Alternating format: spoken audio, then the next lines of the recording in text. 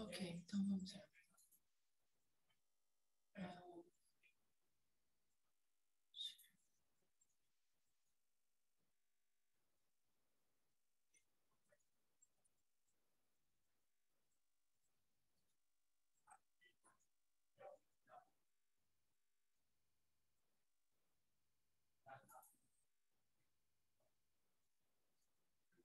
Ok, então eu vou continuar hoje e eu ia começar aqui com as reações químicas, mas falta uma partezinha das misturas de gases que são misturas de gases ideais, ok? Então eu vou passar isso aqui rapidamente.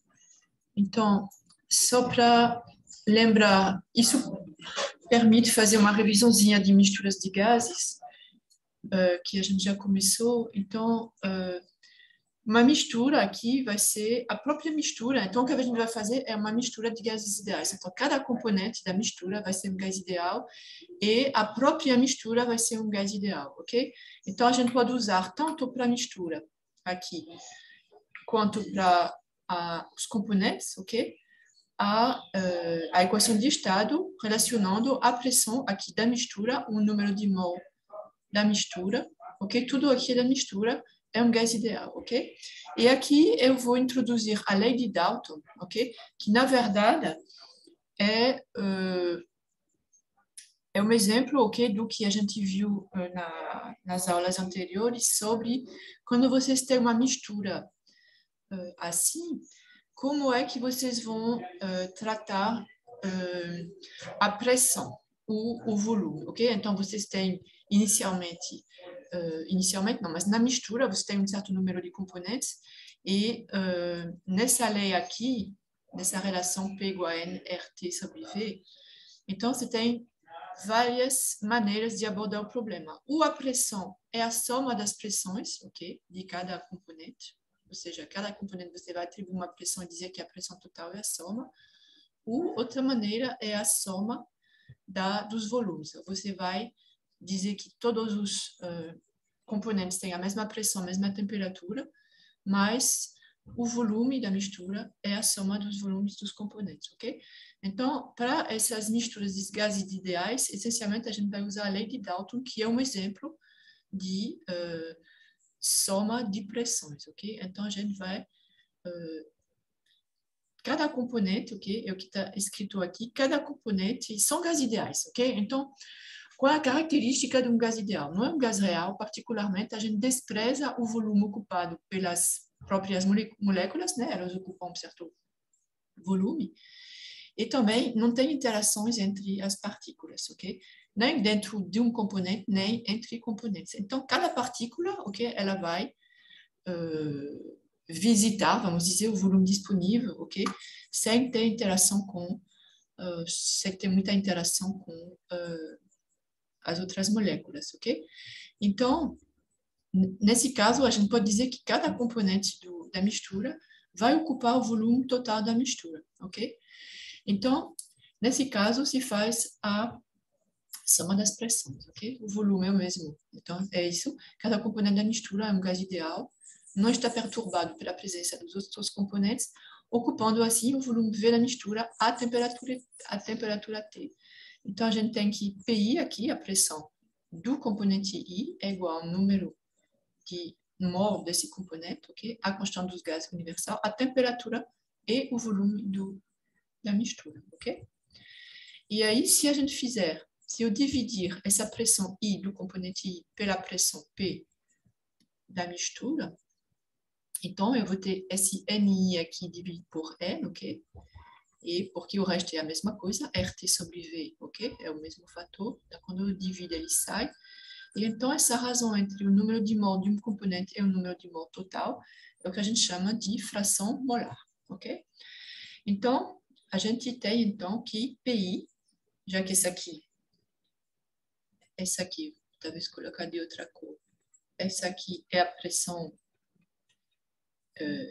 é P sobre N, né? A pressão total dividida por N. Então, PI vai ser igual a NI sobre N, que P vai ser igual a YI, a fração molar, okay, do componente I, vezes a pressão total. E esse PI é chamado de pressão parcial do gás I. Ok? E então, se a gente somar todas essas pressões parciais, deixa eu colocar aqui, se a gente somar todas essas pressões parciais, ok, sobre todos os componentes, então vai ser igual a P, né? Você sabe, P é constante, você vai ter P soma das frações molares. Se você pegar aqui todos os componentes, vocês vão ter que esse aqui é igual a 1, então P, a pressão total, é igual à soma das pressões parciais, ok? Então, em geral, é isso que a gente vai usar quando vai misturar gases ideais, ok? Então, a gente vai procurar determinar as propriedades termodinâmicas de uma mistura de gases ideais. Então, na verdade, não tem muita novidade, mas é só colocar as ideias, ok? Em ordem, porque a gente já estudou os gases ideais, a gente já estudou misturas, então, qual vai ser a novidade aqui? Quando a gente vai querer calcular, por exemplo, a energia interna de uma mistura de gases ideais, ok? Então, ela vai ser igual à soma de todas, ok? Da energia interna de cada componente. Então, se a gente tem N maiúsculo componentes, então a gente vai somar a energia interna do primeiro, a energia interna do segundo, etc., o somatório das energias internas dos componentes, e esse aqui vai dar a energia interna da mistura. Agora, uma coisa interessante é que cada gás é um gás ideal, ok? E a mistura também. Então, cada energia interna aqui vai depender somente da temperatura. Lembra? Ok. Então, a gente pode escrever isso aqui de outra maneira, pode escrever que é o número de mol vezes a energia interna específica molar, ok? Então, por mol vai ser a soma também desse aqui. E cada U aqui, ou seja, cada energia interna, seja da mistura, seja do componente, que seja específica molar, seja específica mássica, específica, vai somente depender da temperatura da mistura, ok? Mesma coisa para a entalpia. Vocês lembram que a entalpia para um gás ideal ela é somente uma... basicamente, ela só depende da temperatura, ok? Então, vai ser a mesma coisa, as mesmas expressões aqui, só que agora com a entalpia. Aí, depois, a gente pode passar para a capacidade molar, ok? A volume constante ou a pressão constante, porque elas são aqui a derivada total, ok? U só depende de T, então não é uma derivada parcial. Então, CV é igual a du sobre dt. Então, vai ser igual a uma soma das capacidades molares, ok? Dos componentes, ok? A volume constante, ponderada, essa soma, pela fração molar de cada. Ou então, a gente pode, obviamente, também escrever, ok? Que se a gente estiver na massa, na base mássica, ok? Pode escrever que é CI. Aí é ruim porque a notação é bem parecida. Aqui é a fração mássica, né? CI, que é igual a MI sobre a massa total, né? A fração mássica. E aqui é a capacidade específica, não molar, justamente. Ok? A capacidade específica, ok? Então, vocês podem, quando na base molar é a fração molar, quando na base mássica é a fração mássica, ok? E a mesma coisa vale para CP, que é a pressão constante. Dessa vez, a gente deriva em função da temperatura, não mais a energia interna, mais a entalpia, ok? E encontra, então, que a capacidade específica molar, ok? A pressão constante é uma soma ponderada das capacidades molares à pressão constante dos componentes, ok? E aí, agora a gente vai ver as outras propriedades, eu vou falar aqui só da entropia. Basicamente, essas primeiras que eu falei, U, H e C, CP ou CV, estão relacionados à primeira lei da termodinâmica, e quando a gente fala da segunda, que vai avaliar, por exemplo, a entropia, ok? Então, desta vez, a entropia ela vai ser uma função da temperatura e também da pressão, ok? Então, as expressões são as mesmas, a entropia total vai ser a soma das entropias, ok? Tudo igual, a única diferença é que essa entropia molar, ok? Essa do componente aqui da mistura, ok? Elas vão ser funções, ok? Da temperatura e da pressão. Agora, qual pressão? Essa aqui é a pressão parcial, ok? Não é a pressão da mistura. Ok? Dos componentes. Aqui vai ser da pressão da mistura, obviamente, né? Pressão parcial.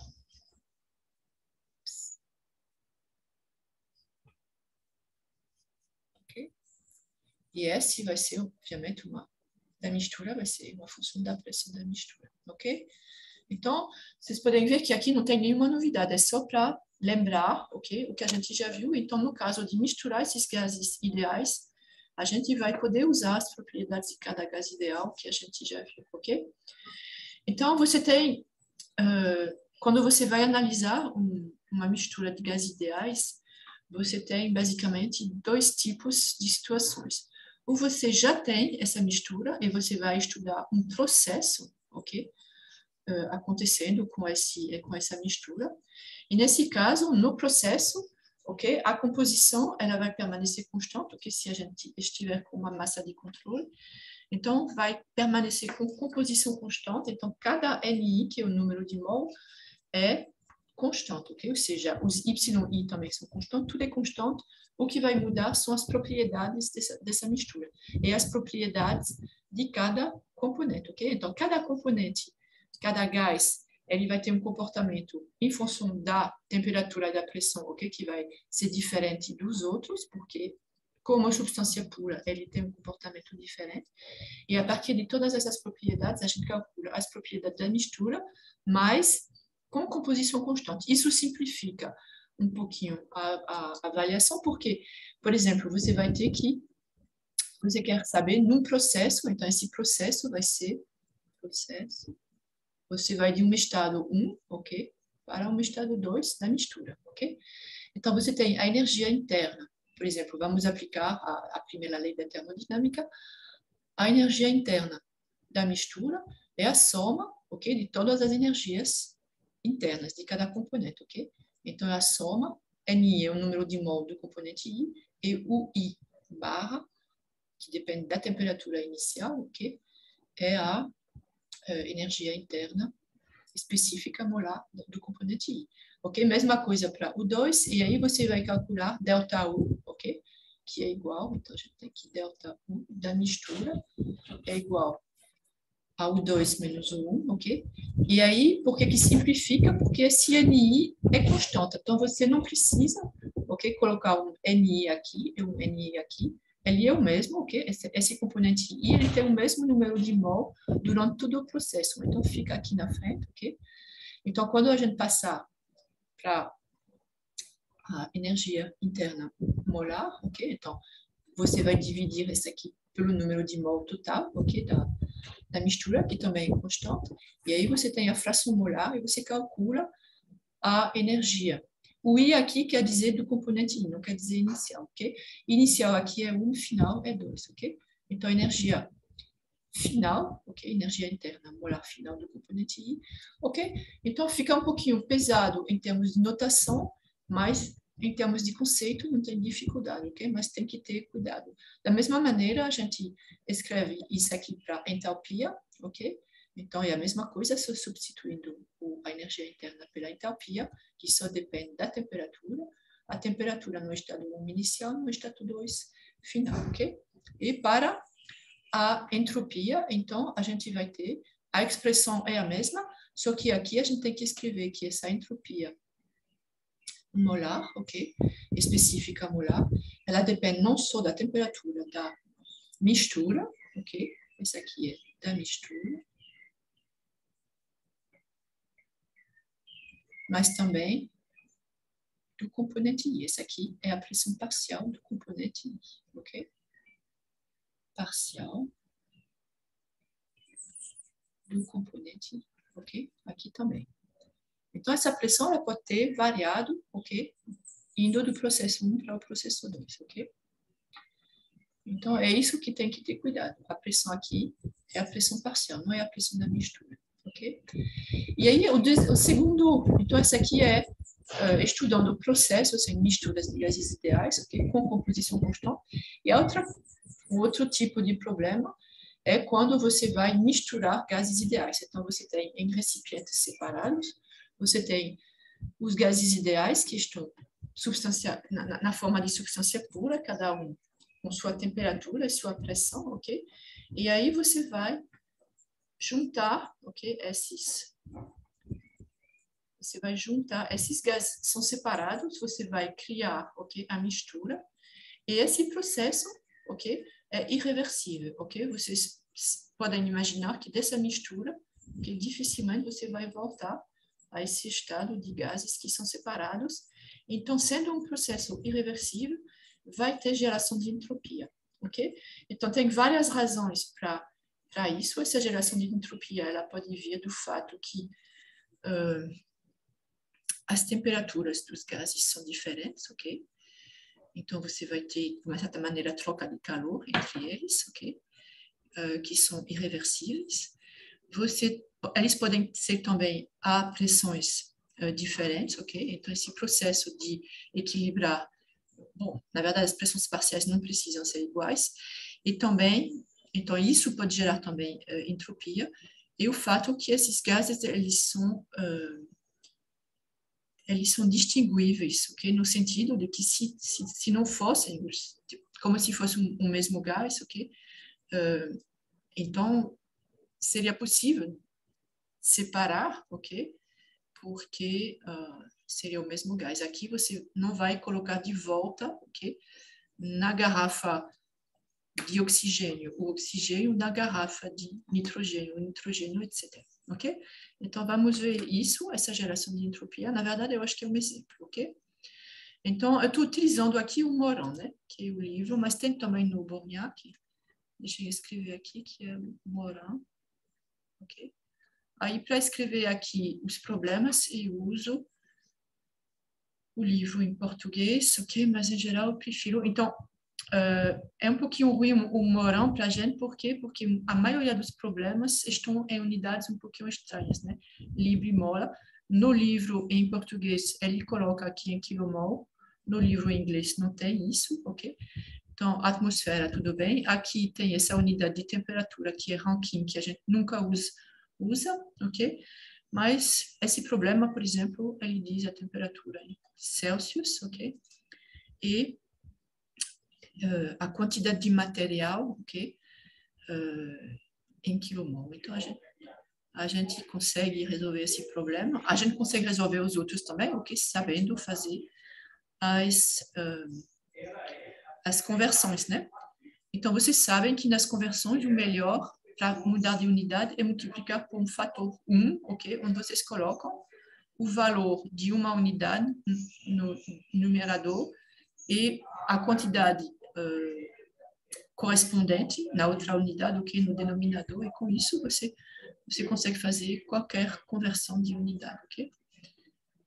Então, o problema é esse. A gente tem dois reservatórios, por exemplo, dois reservatórios de pressão rígidos, não sei o que é isso. Então, eles são rígidos, ok? Isso aqui não sei. Isolados, quer dizer que a gente não vai ter troca de calor, ok? Eles são rígidos, não vai ter trabalho. Isolados das vizinhanças, então não vai ter troca de calor com a vizinhança. São interconectados por uma válvula, ok? Então, basicamente, o que a gente tem, como tem dois, ok? Então, tem aqui uma válvula, ok? E ela está fechada inicialmente. Então, você tem um gás 1, que é oxigênio, ok? E você tem um gás 2, que é nitrogênio, ok?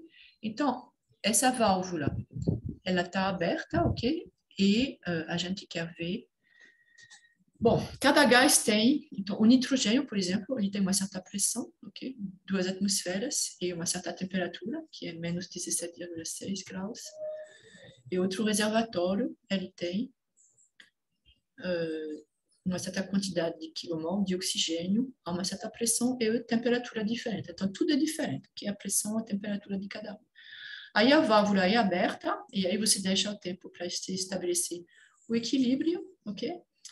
E aí, quando o equilíbrio está atingido, você vai ter uma pressão da mistura, ok? Que não vai mais variar, ok? Que você vai poder medir, ok?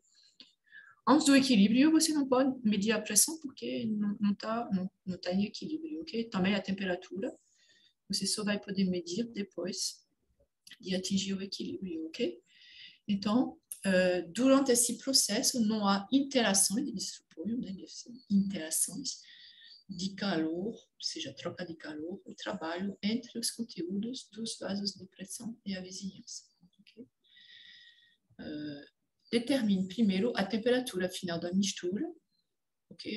A gente vai determinar em Kelvin, ou em graus Celsius, B, a pressão final da mistura em atmosferas, ok? E C, a quantidade de entropia produzida no processo de mistura, numa unidade assim que a gente pode procurar mais.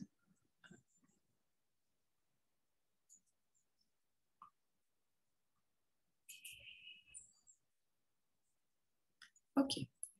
Então, vamos definir o nosso sistema. Então, o nosso sistema, se eu fizer aqui a massa de controle, né? Seria os dois, se eu pegar logo os dois, o gás que é o nitrogênio, que é um gás ideal, mais o oxigênio, que também é um gás ideal, ok? Essas pressões e temperatura. Aí eu recoloquei aqui o que a gente conhece, a quantidade de cada um em quilomol, a pressão de cada um em atmosfera e a temperatura de cada um em graus Celsius, ok? Aí eu sei que depois eu tirei essa notação, ok? A temperatura inicial, ok? Eu posso chamar simplesmente de TN2 e TO2, porque afinal ela vai ser a mesma para os dois, né? E aqui eu vou deixar porque a pressão parcial ela pode ser diferente, ela vai ser diferente. Então, a mistura desses dois gases ideais vai ser um gás ideal também. A gente vai usar o modelo de Dalton, ou seja, a gente vai somar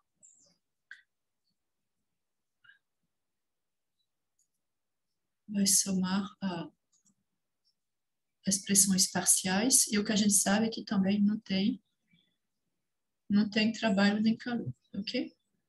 Então, primeiro, para procurar a temperatura final, é um pouquinho como vocês já fizeram, né, em Física 2, e mesmo agora nesse curso, termodinâmica, você vai misturar, ok, substâncias, ok, que estão a temperatura diferentes, ok, e aí você quer ver qual vai ser a temperatura final, ok? Então, a gente escreve a primeira lei da termodinâmica aqui, ok? Então, a variação de energia interna é igual a troca de calor menos o trabalho, ok? Como o meu sistema é os dois, a gente não está em troca de calor fora do sistema, ok? Então, isso quer dizer que a energia interna final da mistura é igual. Eu queria que vocês fechassem os microfones, por favor. É igual à energia interna inicial da mistura, ok? E aí, aqui, o que vocês têm que fazer exercícios, treinar, ok? Escrever isso aqui. Então, o que é a energia interna final? Então, eu vou escrever aqui a soma das energias internas, ok? Dos dois componentes, ok? Número de mol de nitrogênio, energia interna do nitrogênio molar, né? Na base molar, a temperatura de T2, ok? Mais a mesma coisa para o oxigênio, a temperatura de T2. Esse aqui é o final. E aqui é inicial. Então, é a mesma coisa, só que aqui a temperatura T1 do N2 só tem essa. Aí eu vou tirar essa anotação, como eu falei, ok? Então, o que é que a gente conhece aqui? A gente conhece tudo, né? A gente conhece o número de mol, ok? E aí, a gente pode usar, ok? Tabelas, ok? Tabelas, ok? De gás ideal, ok? Ou tabelas de gás ideal, ok? Então, o N2, ok? Então, usamos, desse lado eu coloquei tudo que está relacionado com nitrogênio, E desse lado, aqui, tudo que está relacionado com oxigênio, ok? Então, a gente pode procurar isso, a temperatura T2, essa energia interna, a temperatura T1, né, do nitrogênio, mesma coisa aqui para oxigênio, mas a gente pode também usar o fato que essa energia interna, ok? A gente sabe escrever ela em função da capacidade molar, ok, por exemplo. E a gente considera, se a gente olhar nas tabelas, a gente vai ver que ela é bastante constante no intervalo de temperatura considerado. Aqui a gente está entre menos 17 graus, ok? 17,6. Depois o outro está em 27. A temperatura final deve estar entre os dois, ok? E a gente verifica nas tabelas que esse calor específico molar é bastante, não muda muito, então a gente vai fazer essa aproximação, ok, que ali é constante. Então, isso permite escrever que a variação aqui de energia interna é esse calor específico a volume constante para o nitrogênio, ok? T vezes a variação de temperatura, que para o nitrogênio vai ser T2 menos a temperatura inicial do nitrogênio, mesma coisa para o oxigênio, ok? E, na verdade, eu escrevi aqui, mas eu não terminei, ok? Então, vocês, depois a gente pode terminar, ok? Mas aqui não tem problema de unidade, ok? A gente tem aqui a mesma coisa. Então, essa primeira parte aqui é para o oxigênio, ok? Número de mol do oxigênio. Esse aqui é o CV que eu peguei nas tabelas, ok? De gás ideal, ok? Para o oxigênio. E aqui a temperatura. A temperatura inicial, né? E aí vocês fazem a mesma coisa com o nitrogênio e dividem por esse aqui e vai achar uma temperatura em Kelvin, ok? E eu não terminei esse aqui porque achei melhor continuar, ok? Para mostrar como é que a gente faz. Então, eu acho que aqui não tem nenhuma dificuldade, ok? As dificuldades, como eu já falei, são às vezes de saber onde fazer aproximações, ok? Então, em geral, ok? Vocês podem fazer a aproximação de CV ou CP constantes, ok? Porque a ideia não é complicar inutilmente os cálculos, ok? E aí, fazendo o CP-CV constante, aí é bastante simples, ok? O item B, a gente quer calcular a pressão final, né, da mistura. Então, a gente tem que P, essa aqui é para a mistura, ok? Essa aqui é da mistura, pressão da mistura, número de mol da mistura, que é a soma, ok? Dos mols de oxigênio e de nitrogênio, constante dos gases, temperatura final, ok? Da mistura, e volume da mistura. Então, a gente tem que é nRT, e o volume vai ser a soma dos dois volumes originalmente ocupados inicialmente, né? Inicialmente, o oxigênio ocupa uma parte aqui, o nitrogênio ocupa a outra parte, ok? Mas esse aqui é inicial, tá certo? Então, esse aqui é... Desculpa, eu vou colocar em azul. Então, esse aqui é inicial. A soma final vai ser essa também, mas cada componente, ok? Nitrogênio e oxigênio, quando a mistura estiver no equilíbrio, cada gás vai ocupar todo o espaço, né? Cada gás vai ocupar, inicialmente, cada gás ocupa só uma parte do espaço, aqui o oxigênio, inicialmente, no final, o oxigênio ocupa todo o espaço, nitrogênio está restrito a essa região, mas no estado final ele vai ocupar todo o espaço, ok? Então, e cada um vai ter uma pressão parcial, ok? Que vai depender da temperatura e do volume. Então, a gente calcula o volume inicialmente ocupado pelo nitrogênio com a equação de estado para gás ideal, ok? Temperatura inicial do nitrogênio, pressão inicial do nitrogênio, ok? A gente tem tudo isso, e aí tem que fazer as conversões. A pressão é dada em atmosfera, a gente tem que ter cuidado, tem que colocar em Pascal, ok? A temperatura é dada em graus Celsius, tem que colocar ela em Kelvin, ok? E Tem alguma coisa estranha aqui, né? Tá faltando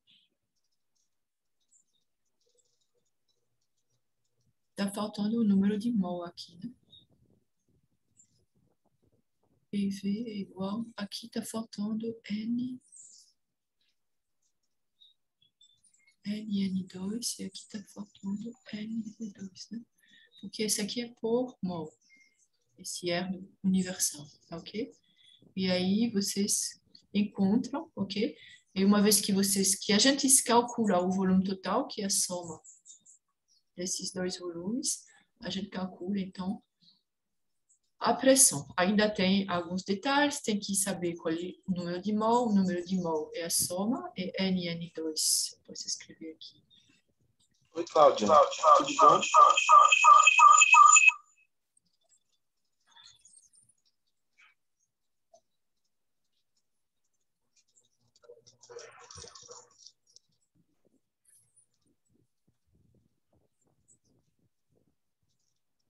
Ok?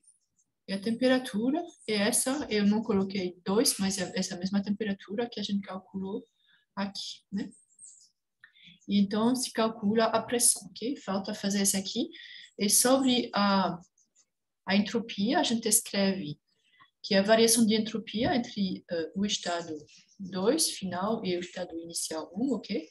E a integral, ok, dessas trocas de calor entre o estado 1 e 2 é dito no texto do problema, que não tem troca de calor, então só vai ter então geração de entropia, ok? Nesse processo irreversível que é o processo de mistura, ok? Então a gente calcula aqui S2, mesmo princípio, ok? Só que aqui essa entropia, ela tem que ser calculada não somente a temperatura, essa aqui é a temperatura T2, né, final.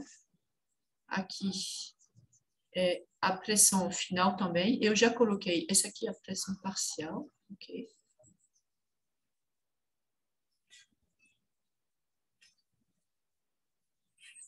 E aqui é final, né? P é a pressão final do nitrogênio, ok? Aqui,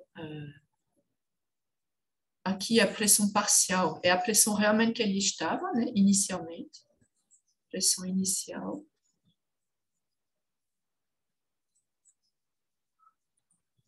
Do nitrogênio, ok? E a mesma coisa aqui. Então, aqui a pressão parcial do oxigênio. E aqui, inicialmente, essa pressão, ok? E aí, qual é a expressão que a gente vai usar para S? A gente já viu nas aulas anteriores, quando a gente tratou de gases ideais, ok? Que quando a entropia ela pode ser escrita em função da temperatura da pressão, a gente escreve que ds é igual a Cp dt sobre dt menos RdP sobre dP. Então, para encontrar S2 menos S1, a gente tem que fazer a integral, ok? Então, eu posso colocar aqui, por exemplo, a integral de ds, ok? Que vai ser igual, então, de 1 a 2, vai ser igual a S2 menos S1, ok? Porque ds é uma propriedade. E aí vai ser essa integral menos, essa aqui é uma constante, essa integral. Então, Cp, se variar nesse intervalo de temperatura, a gente que faz a integral tem várias maneiras de fazer isso, mas em primeira aproximação, ok, a gente vai dizer que é Cp constante, ok, e a gente vai integrar isso, ok? E aí a gente tem que ds, tinha escrito aqui de outra maneira, essa aqui é na base mássica e aqui é na base, ok? Na verdade, essa aqui é absoluta, né, a entropia. Então, a gente escreve que esse S2 menos S1 é igual à entropia gerada, né? Não tem variação de entropia outra que essa entropia gerada. E a gente, então, considerando que essa... Aqui eu usei isso, considerando que essa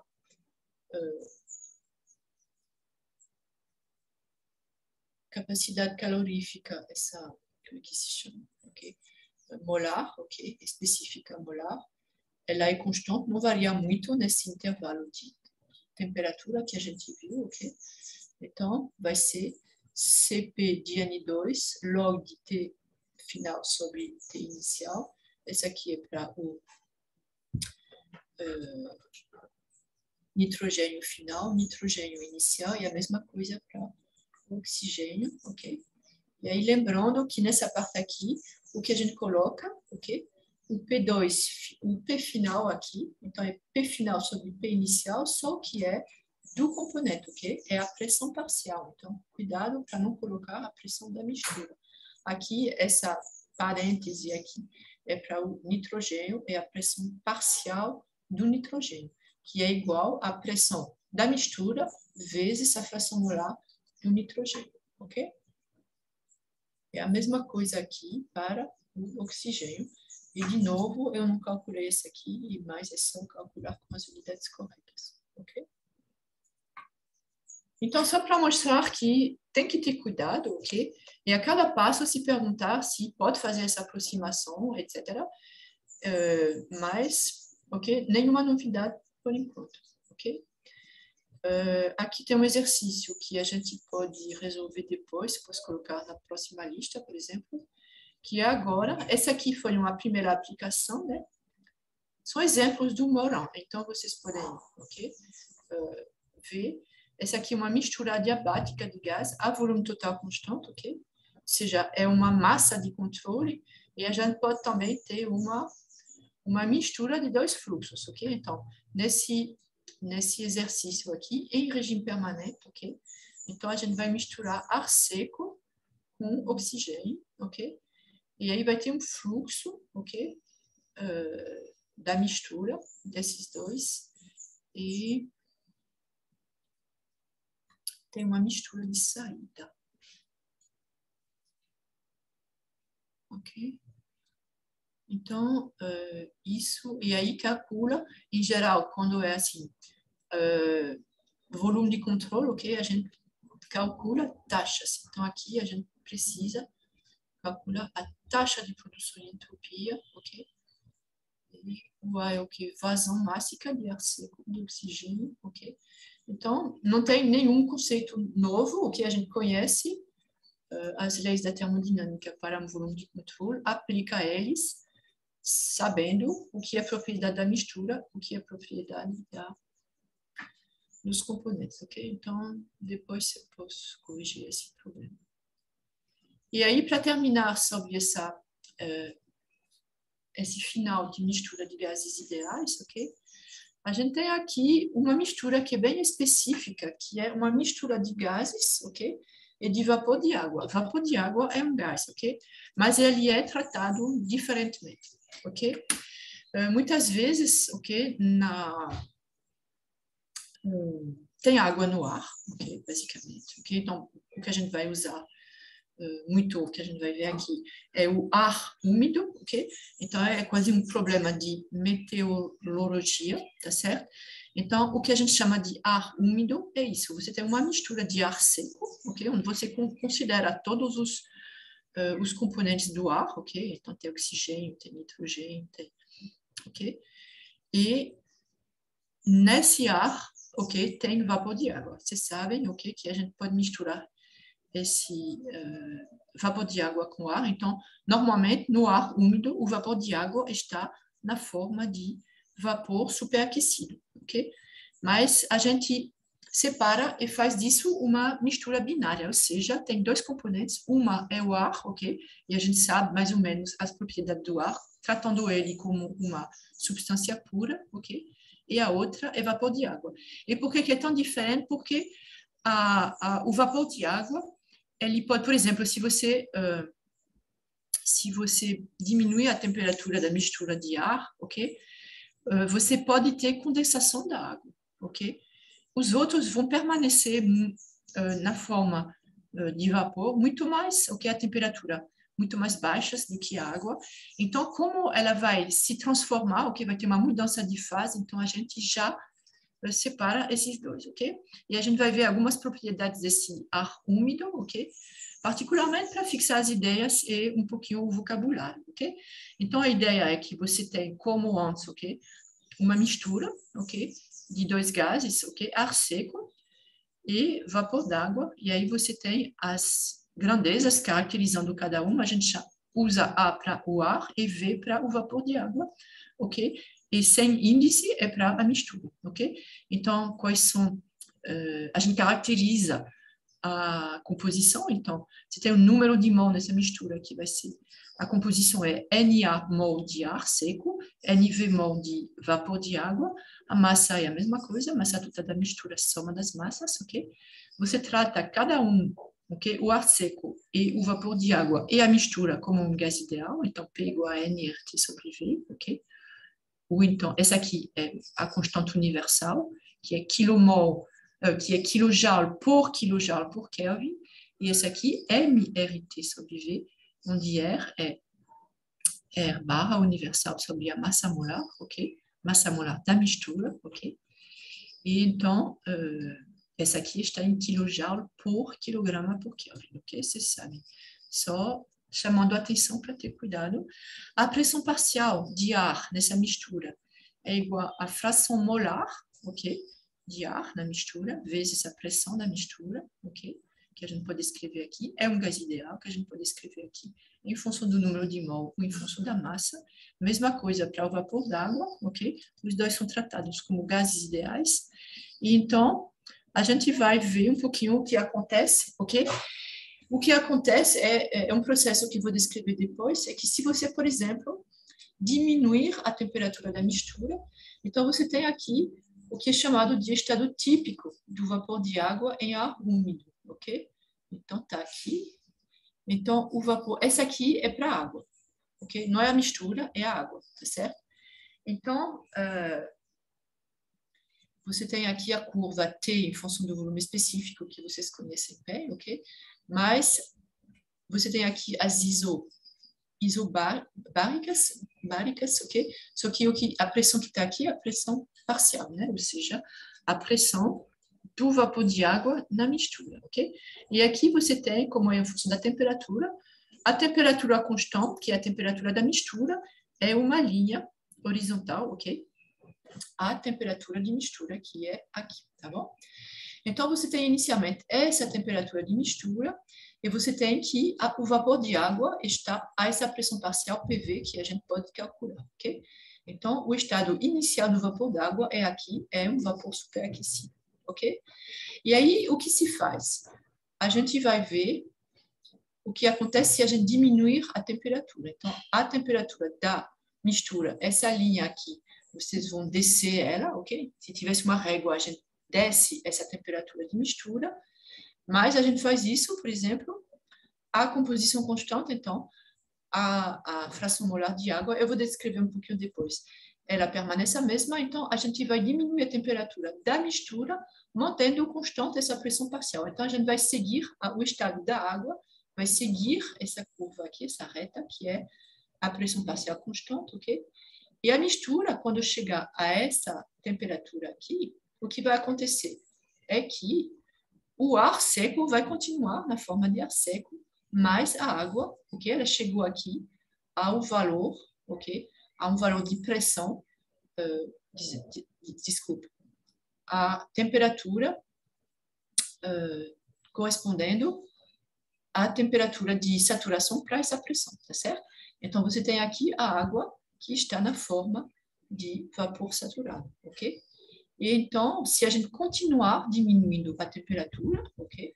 A gente continua diminuindo a temperatura da mistura, o que acontece é que a gente não vai mais manter essa pressão parcial constante, porque o que vai estar, por exemplo, aqui no estado final, a gente vai ter a água que vai estar aqui na forma de vapor saturado, e vai ter uma parte condensada, que vai ser aqui, ok? Eu vou falar dessa aqui. Então, o número, como tem uma parte que se condensou, ok? Então, você tem mol, ok? Condensadas, mol ainda na fase vapor, ok? Então, a pressão de vapor, ela diminuiu, e isso que a gente verifica aqui, você tem uma pressão final que é menor do que a pressão inicial, ok? E aí, quais são as grandezas que caracterizam isso aqui? Isso é importante quando vocês vão fazer que vocês fazem alguma experiência, então vocês vão diminuir, e se tiver água, ok? Então, tem que saber calcular, particularmente, o que a gente vai ver depois, é a temperatura do ponto de orvalho, ok? Então, como a gente caracteriza uma mistura úmida, ok? A composição, então, em número, massa de cada componente, número de mol de cada, fração molar, fração mássica, a razão de mistura. A razão de mistura, ela, aqui eu coloquei A para arma, obviamente pode ser outra mistura úmida, ok? Então, vai ser a massa de vapor, ok? A razão da massa de vapor sobre a massa de ar, ok? E aí a gente escreve cada um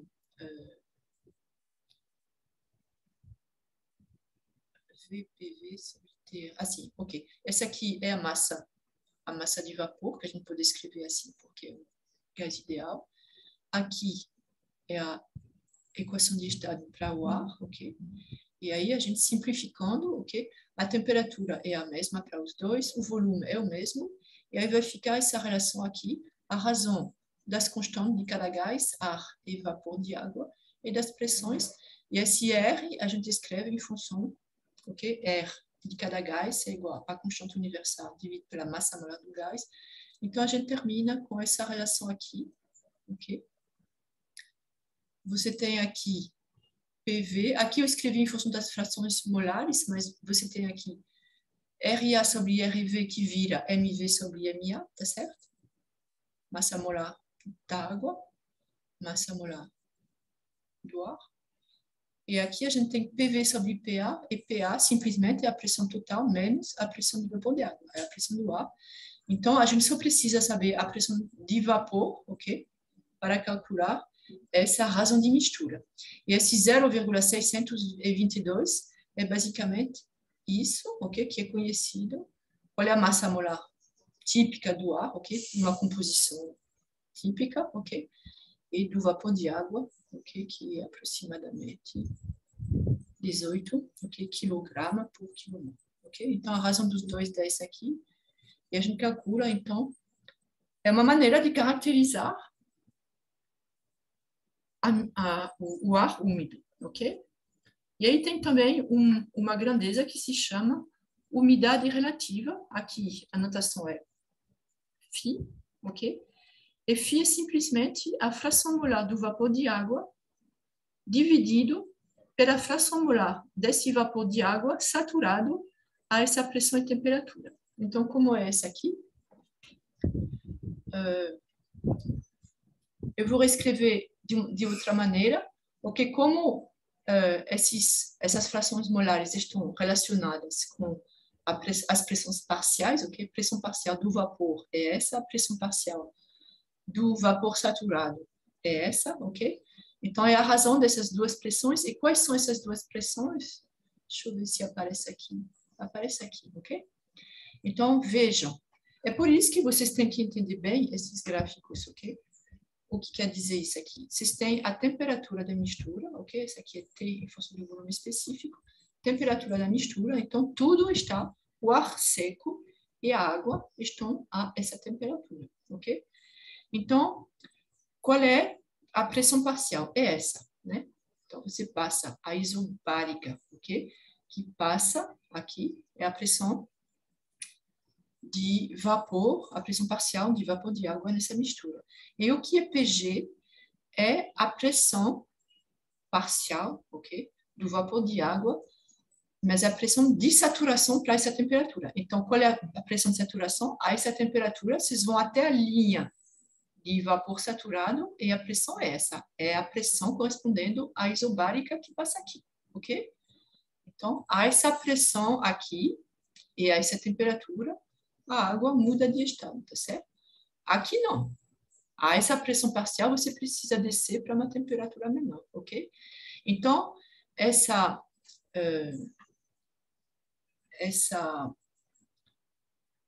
umidade relativa, ok?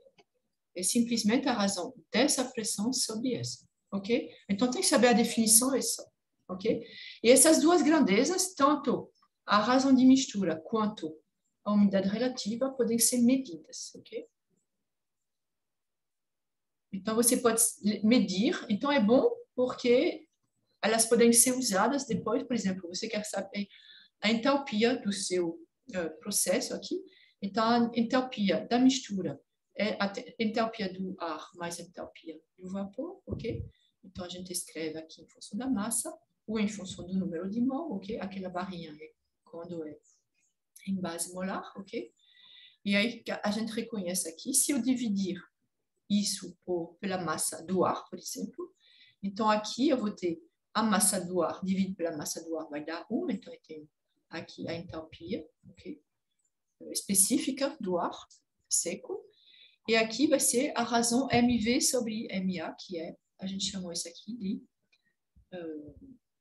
razão de quê? Razão de mistura, ok? Que a gente chama de ômega, ok? Então, a gente tem a entalpia. Não é entalpia específica, né? É só dividido pela massa de ar. Então, a gente usa aqui esse valor da razão de mistura, ok? Outra coisa interessante é que a gente pode mostrar que abaixo as pressões, e o que são essas pressões? A pressão da água numa mistura, ok? Ela é muito baixa, ok? Em geral, ok? Então, você tem, por exemplo, você vê que é a massa, a fração molar vezes a pressão, ok? Mas tem muito mais. Em geral, a massa de ar seco é muito maior do que a massa de água, ok? Então, baixas pressões, ok? A gente pode verificar nas tabelas, ok? Que essa entalpia do vapor de água é aproximadamente igual à entalpia do vapor saturado, ok? A dada temperatura, o que simplifica também, ok? Isso. Então, a entropia, a gente só vou escrever aqui, a entropia total é SA mais, então, do ar seco mais do vapor de água, ok? E, por enquanto, só estou falando do vapor de água, ok? E aí, a gente escreve a entropia em função da temperatura e da pressão parcial aqui é do vapor, ok? Pressão parcial do vapor, ok? E para terminar sobre isso, ok? Vocês têm perguntas? Acho que tem muita coisa. Mas não tem, como eu falei, não tem conceito novo. Aqui é um pouquinho novo, eu acho, né? Mas esses aqui são conceitos que vocês até podem ter uma certa intuição, porque a gente vai chegar a esse ponto de orvalho. Então, o ponto de orvalho, aqui a gente raramente se depara com muita a grama que está molhada de manhã, essas coisas, ok? Mas pode até acontecer. Mas como é que você pode ter essa água que condensa quando não chegou a temperatura não chegou a 0 graus, né? A gente não está num país onde chega, entretanto, 0 graus não, né? Você vai ter condensação, ok? E aí, isso aqui vai depender, aqui no Nordeste, o ar está muito úmido, né? Então, a razão de mistura é bastante alta, ok? Então, quando esse ar úmido vai estar em contato com água líquida, ok? Então, a gente tem que, por exemplo, saber fazer essa estimativa da temperatura do ponto de orvalho, ok? Então, vamos fazer algumas idealizações, ok? Ou seja, aproximações, ok? O ar seco e o vapor de água se comportam como gases ideais independentes, né? O equilíbrio entre as fases líquida e de vapor d'água, ok? Porque você vai ter a água que está na mistura, e aí vai ter a fase condensada, que vai estar na forma de líquido saturado, não é significativamente alterada pela presença do ar, ok? Então, a gente trata esse equilíbrio entre água líquida e água vapor, ok? Independentemente do ar. E a pressão parcial do vapor d'água se iguala, a pressão de saturação da água correspondente à temperatura da mistura, ok? A pressão parcial do vapor d'água, então PV, quando você tem um equilíbrio, okay, entre fase líquida e fase vapor, você vai dizer que a fase vapor, ok, está no estado de vapor saturado, ok? Não é mais, ok, um vapor superaquecido, ok? Ou seja, ele fica, né? Uma vez que você chegou a essa curva aqui, quando diminui a temperatura, ele fica aqui, né? Então, vocês vão ter a pressão, a pressão vai ser a pressão de saturação para essa temperatura. Ok, então como é que a gente vai fazer, estimar essa temperatura de ponto de orvalho? Então, a gente tem aqui, vai ter um processo a pressão constante. Então, pressão constante, vocês lembram, é, por exemplo, num cilindro com um pistão aqui, ok? Que está livre de subir e descer, sobe a ação, ok? Em cima, que as forças de cima para baixo é a pressão atmosférica, particularmente, e o peso do pistão, né? E se tiver outra coisa, né? Então vocês podem acrescentar mais pesos, ou então uma mola, ou qualquer coisa, mas aqui é só a pressão atmosférica e o peso do pistão. E então essa pressão ela vai ser constante, porque a cada momento esse pistão vai estar em equilíbrio, ok? Sobe a ação das forças que estão de cima para baixo e das forças de pressão exercida pelo gás que está no cilindro, ok? Então, esse aqui é um processo a pressão constante quando o cilindro é livre de se movimentar, ok? Então, aqui você tem uma mistura de vapor superaquecido e de ar seco, ok?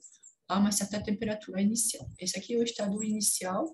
Então, a gente escolhe aqui, ok? O nosso volume de controle, ok? É uma massa de controle, ok? A massa é constante, ok? E aí, no estado final, o que a gente vai ter é que, como a gente vai diminuir a temperatura, então a gente vai ter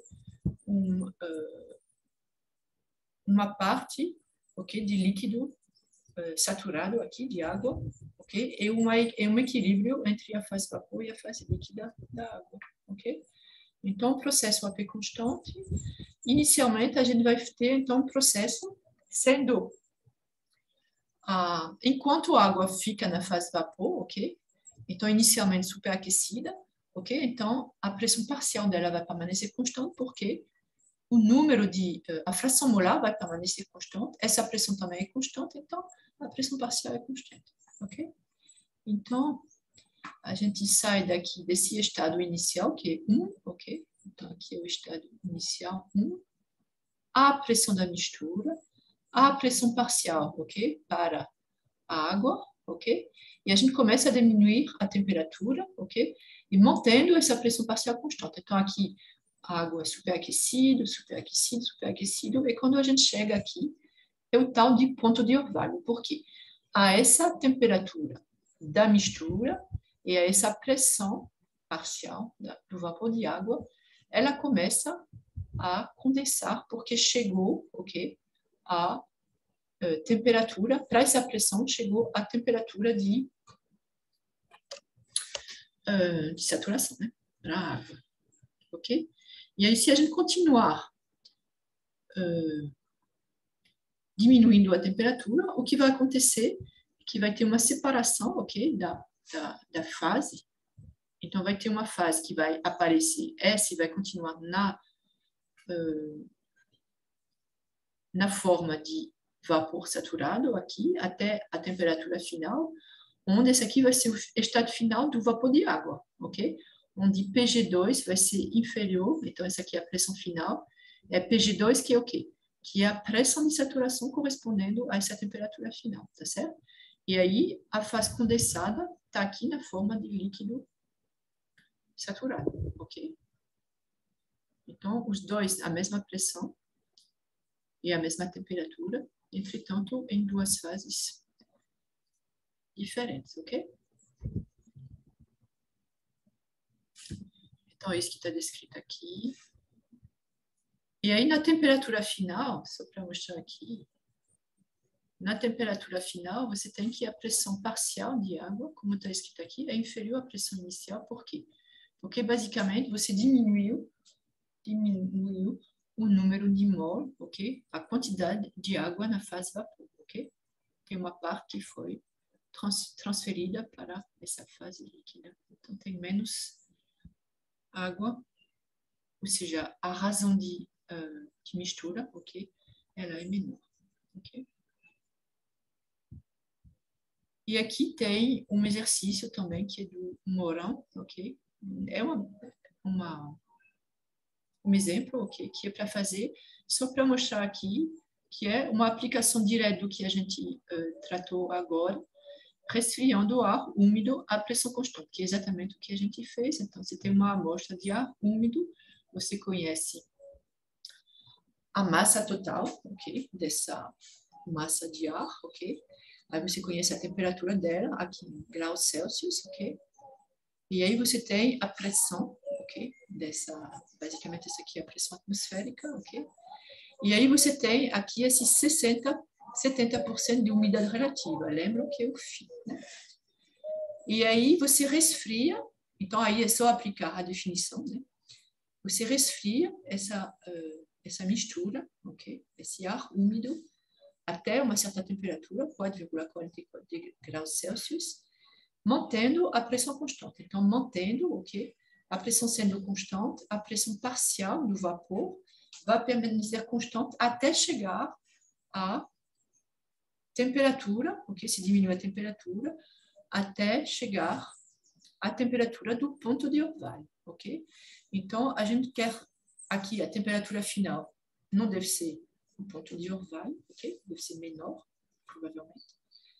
Então, a gente quer saber a razão de mistura inicial, ok? Então, o ômega inicial, ok? Ou seja, aqui é fácil, né? É a massa de vapor sobre a massa de ar, ok? Como você conhece o φ, então você é capaz de calcular essas pressões, blá, blá, blá, e aí você calcula. Aí a temperatura de ponto de orvalho, ok? Então, para essa pressão parcial, ok? A gente conhece a pressão da amostra, né? do ar úmido, que é 101. Então, a pressão parcial do vapor, a pressão parcial do vapor vai ser igual à fração molar do vapor, que vocês vão poder calcular aqui, ok? Vezes essa pressão da mistura. E então, diminuindo a temperatura a essa pressão, quando é que você tem a temperatura de saturação, ok? Para essa pressão, ok? Então, essa aqui vai ser a temperatura do ponto de orvalho, ok?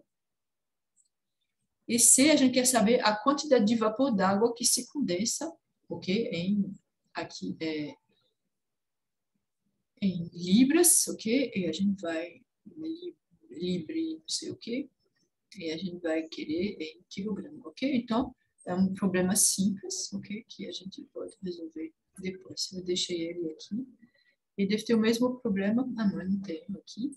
Tem outro problema, a volume constante, né? Que é outro problema, porque a volume constante, a pressão, se você mantiver, ou seja, por exemplo, aqui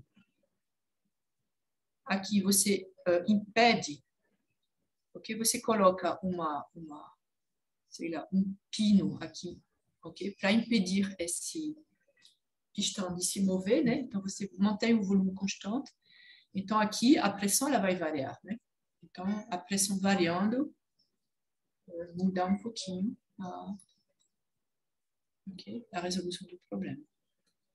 Ok, então é só... Eu espero que vocês não... Bom, tem que fazer exercício, mas não tem dificuldade, ok? Perguntas?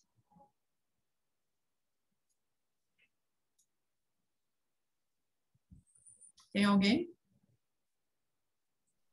Não, professora. Tá Tudo certo. Agora é só estudar.